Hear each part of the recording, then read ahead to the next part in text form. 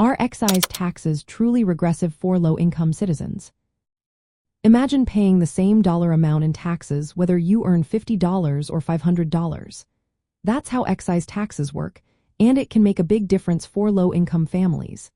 Excise taxes are taxes added to specific goods like tobacco, alcohol, and gasoline. They are usually set as a fixed fee per unit, not a percentage of the price.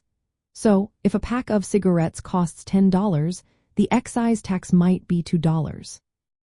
If a gallon of gasoline costs $3, the tax might be 50 cents. But for someone earning very little, these fixed amounts take up a larger part of their income. That's why excise taxes are often called regressive. They hit low-income households harder because they spend a bigger share of their money on these taxed items. State laws often relying on excise taxes to raise revenue. States tax goods like tobacco, alcohol, and fuel to fund public services. They also use these taxes to discourage people from using harmful products. But because low-income families tend to buy more of these goods, they end up paying a larger part of their income in taxes. For example, a low-income family might spend 20% of their income on cigarettes and pay a high percentage of that in excise taxes.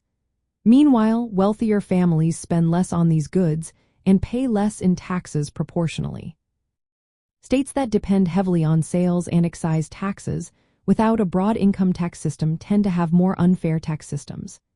If a state does not have a progressive income tax, low-income families pay more overall because excise and sales taxes make up a bigger part of the total tax collected. Some states try to fix this by offering tax credits or exemptions for necessities like food or medicine. These help reduce the burden on low-income households. The idea of ability to pay is important in tax policy. It means taxes should be based on what people can afford. Since low-income families often cannot cut back on essentials, they pay these taxes no matter what. That makes excise taxes especially tough for them. Policymakers face a challenge. They want to raise money and discourage harmful habits, but they also want to be fair. Some states balance this by combining excise taxes with more progressive income taxes or targeted relief programs.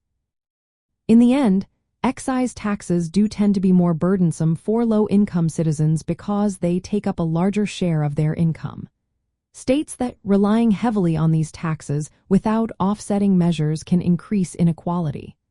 But with careful policies, like offering tax credits or exemptions, states can make their tax systems fairer for everyone.